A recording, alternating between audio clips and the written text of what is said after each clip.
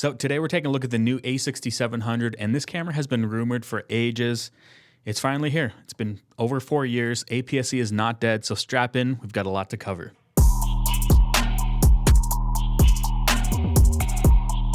So this video is mainly just going to be my first impression shooting with this camera for a couple days.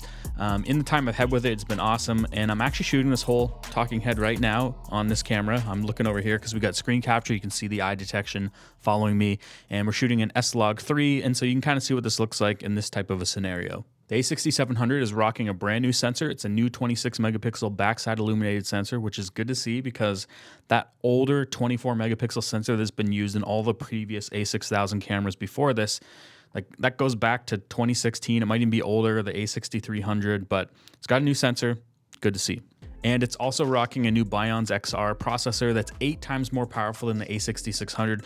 And with that, it also has a new dedicated AI processor like the A7R5 and the ZVE1. And that processor basically handles all the new subject tracking and human pose estimation stuff. And this camera also has one of the fastest autofocus systems in an APS-C camera, and it's vastly better than the A6600. Sony's saying 60% improvement in the eye autofocus tracking over that A6600. It has 759 phase detect autofocus points covering 93% of the sensor. It does 11 frames per second mechanical shutter in RAW and JPEG. Can also shoot up to 4K 120 frames per second in 10-bit 422, which is a really big deal for this camera. And it also has improved in-body stabilization as well as active digital stabilization, which is new to the A6000 cameras. Now when it comes to ports, it's pretty straightforward and it looks really similar to the ZVE1, and so it's awesome to see that they've moved that UHS 2 SD card slot out from under the camera to the side of the camera. And beside that, we've got the 3.5mm mic jack, USB-C for charging as well as using as a webcam, micro HDMI, and a 3.5mm headphone jack. It has a flip-out articulating touchscreen, which is awesome, and it's way better than the older flip-up screen found on the A6600. I don't own an A6600, but I do own an A6100, and it has that exact same flip-up screen. The button layout's changed a little bit. Thankfully, they moved that record button on the side of the camera up to the top, and now there's a customizable C1 button in its place. But the biggest change is the new photo, video, and S&Q dial, and I love the placement and feel of this dial instead of the switch like we've seen on the ZVE10 and the ZVE1. Now, if you're still using an older A6300, A6400, A6100, A6600, and you're thinking of upgrading to this, that photo, video, S&Q dial is a totally new feature, and it's awesome because it lets you quickly switch between photo and video while also allowing you to keep separate settings for those modes. And so this is awesome if you're a hybrid shooter. And they also added a front command dial to this camera, which is new in the A6000 line. Ergonomics of this camera are massively improved. I know comparing this to the A6100 isn't the same as an A6600, but this grip is quite a bit bigger on the A6700, and it feels more like I'm holding a smaller, lighter, full-frame camera. And it's actually a really nice grip, and I don't care too much that the camera's slightly bigger and thicker than the A6600 because the new grip is important and it's awesome. And if I've read these specs correctly, it's actually slightly lighter than the A6600. This camera is made of magnesium alloy, and they did say that it does have some weather sealing, but to what degree, I'm not sure. I'm not gonna take it out in the rain. Now, one thing about this camera is that the EVF is really small. Like, it's nice that there is an EVF on this camera, but it's not really gonna seal out any surrounding light, which is kind of the whole point of having an EVF, but this EVF is tiny. And outside of that, it is using the ZF100 battery. And as I mentioned, the SD card slot is now moved over to the side of the camera, and it's not under with the battery like it used to be.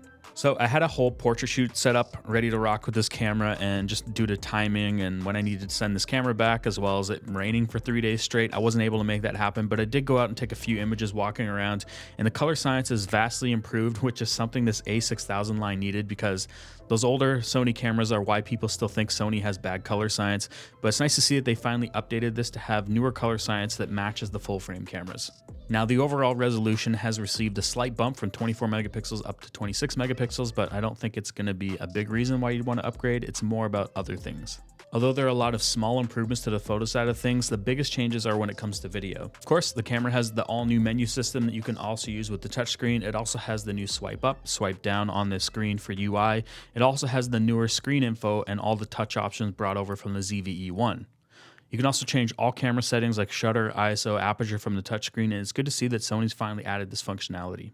Of course, it has all the new codecs and bit rates, and it has XAVC HS, which is H.265. That's typically what I shoot in, and that gives you the best quality with the smaller file sizes, but you can still shoot XAVC-S like you could in the past, as well as XAVC-SI, which is going to get you an all-I file at 600 megabits per second, and that's all 10-bit 422 in all of those different codecs. It also has S and Q like the older cameras had, but now you can shoot 120 frames per second and slow that down to a 24 frames per second file in camera, and then you don't need to actually slow it down later in post. Now, while I'm on 120 frames per second, if you don't have enough light or you're not exposing properly, it's going to be a really noisy image, and I think that's because it has to crop in so much. It's cropping in close to almost a micro four thirds sensor when you're shooting 120 frames per second. It's nice it has it, but be aware of that. One of the new features that they've added that's pretty dope is the auto framing, and I showed this off in my ZVE1 review because it's kind of mind-blowing, and I actually feel like it looks better on this camera because it's actually using a 6K downsample to 4K, where the ZVE1 is just a 4K sensor, but it's really cool. It basically will detect a person in frame, it'll follow you around, it pans, it zooms, it's basically like having a camera guy, and if you're a solo shooter and you talk to the camera, it's actually a really cool feature to have. And one more thing I want to mention before I forget is clear image zoom, and it actually now works with autofocus on this camera, so you can basically turn any prime lens into a zoom lens, and you can zoom up to 1.5 times, and it's pretty awesome to have that in this camera. This camera also has focus breathing compensation, and focus breathing compensation is really nice to have, especially if you have some Sony lenses that have a lot of focus breathing. I'm using it right now for this talking head, and you can see that the background's not really pulsing, because that's a problem that some of these lenses have, is that if you move in frame, you'll see the background kind of pulse, and this makes it a lot smoother. I've shown this before, but basically the camera will crop in a bit, does a bit of magic to eliminate the focus breathing, and it's a really cool feature to have because some Sony lenses have really bad focus breathing. And one of the biggest and most important updates to this camera is that you can now shoot in 10-bit 422. You can take advantage of all the dynamic range while shooting S-Log. They say it's 14 stops. I'm shooting an S-Log 3 right now. And just like the cinema line, like the FX30, they're now allowing you to import your own LUTs into the camera, which is really cool. And it's not like 3 or 4 LUTs. I think you can import up to 16 user LUTs. And they've also included a Cinetone on this camera as well, which is a pretty cool picture profile if you're not really into grading. It has a really nice look to it. Some people call it a cinematic look, but it has a little bit more dynamic range. And if you want to tweak with it, it's pretty easy to do.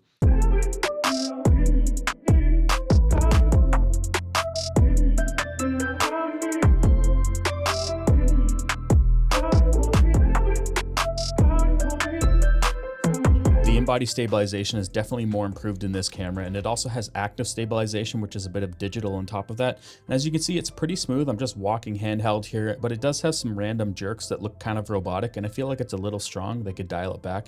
But when it comes to rolling shutter, this sensor is so much better than the previous cameras.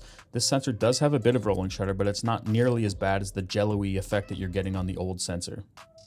This camera has the AI dedicated subject tracking processor in it, so animal, bird, human, car, plane, train, insect, everything you can think of, this thing's gonna lock on, it's gonna be sticky, it's gonna do exactly what you expect it to do, it's super reliable, and when it comes to eye detection and subject tracking for humans, you can see here it locks onto my eye, the back of my head, it's so snappy and quick. This is Sony's best autofocus system, and it's just nice to know that you can trust it. Now, because this is a smaller camera body with so much power, we have to take a look at overheating, and at 4K, 24 frames per second, 10-bit, I was able to record for 2 hours straight, right till the battery died, no overheating light, it was fine. But when I switched it to 60 frames per second, I was only able to get about 35 minutes before it shut off, and then at 120 frames per second, I didn't even get over 20 minutes. So if you shoot continuously in those higher frame rates, you will have overheating issues, but typically you're not shooting for extended periods of time in 120 frames per second straight. Now, when it comes to low light and high ISO performance, the sensor is pretty solid, and from what I've seen, it's pretty similar to the FX30. It probably is the FX30 sensor. It's a dual native ISO of 800 and 2500 when you're shooting an S-Log 3, so I tried it out a bit, did a bunch of low light tests. We also shot at 3200 ISO all the way up to 12800 ISO in Cinetone, and it looks pretty good.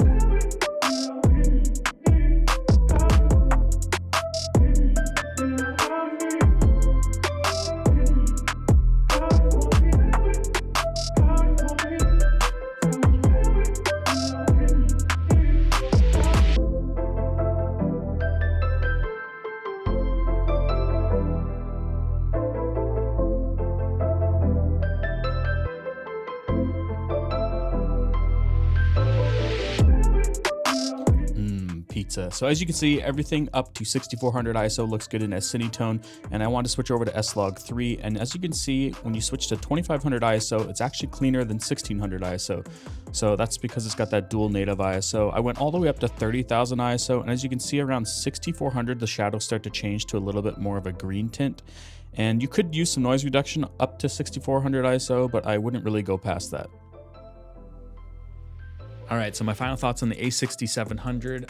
I know there's a lot of talking, I'm sorry, but there was so much to cover, and even that I didn't cover everything, but this camera is a huge update to this line. It took them over 4.5 years to update this camera since 2019, early 2019, and so much has changed since then. New menus, new touch in the menus, active stabilization, focus breathing compensation, 10-bit video, 4K 120 frames per second, improved color science, all the new AI subject tracking stuff, improved rolling shutter. And a feature I didn't even mention is the 10-bit 4K time lapse built into the camera you can do. And it's a decent price for all of this. Now, when it comes to the photo side of things, I feel like there's really nowhere to go with these cameras. You know, they've all kind of peaked 2 or 3 years ago. But it is awesome to have the improved image quality, the improved color science, as well as the improved autofocus. And it's cool that Sony's doing things like human pose estimation and the AI subject detecting for bugs and planes and cars and stuff like that. And as I mentioned, it does have improved color science if you're just going to be shooting JPEG. There was a lot to cover. I hope if you made it this far, you enjoyed the video. Thanks for watching. If you liked it, give it a thumbs up. If you dislike this video, give it a thumbs down twice. Don't forget to hit that notification bell, and I'll see you guys in the next one. You can see what it looks like in this type of scenario with a mic. Come on down to the Price is Right. 26 megapixel.